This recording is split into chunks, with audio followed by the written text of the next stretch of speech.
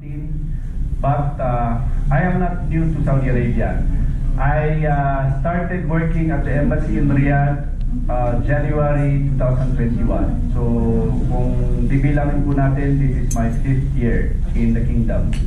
I have visited many places here, and I think in Medina halos every year, because pupunta po yung ating mga teams dito mula sa Riyadh, mula sa Jeddah, to assist you and to assist our kababayan who are joining the yearly Hajj pilgrimage season.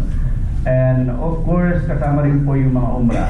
Karamihan sa atin dito may mga kamag-anak na bumibisita for umrah at mag-hajj. So, inevitably, nakakapag-travel po tayo dito para tumulong sa ating mga kababayan, hindi lang sa mga kamag-anak.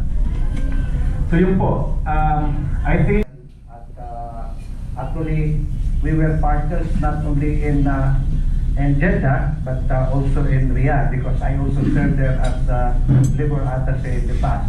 And during my time there, Ambassador Alonto, Hanan Alonto was our ambassador.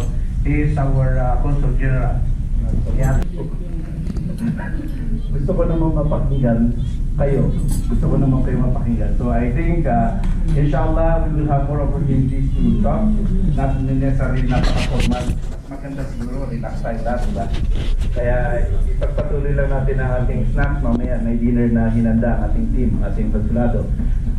So siguro dyan muna, dyan mo patin na sabi sa ako na yun kay ano.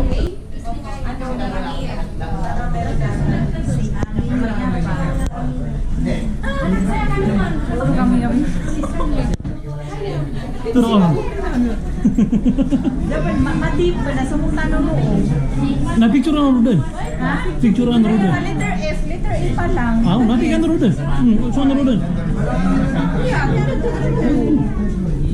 Hindi ako kanina. Natanggal ko na to. Nakot. Nananak niyo nito para mapasad. Ngayon niyo. Saan na rin? Ano to? Ang aming mga to, bro.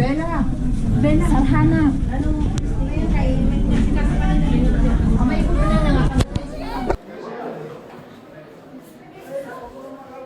Sisiya kami sa front hotel. Kasi sa mga embassy. Siya mo namin sila siya.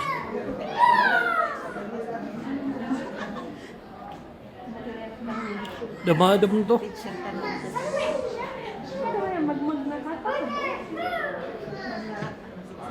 Ate yung iipon na daw tilira. Front hotel.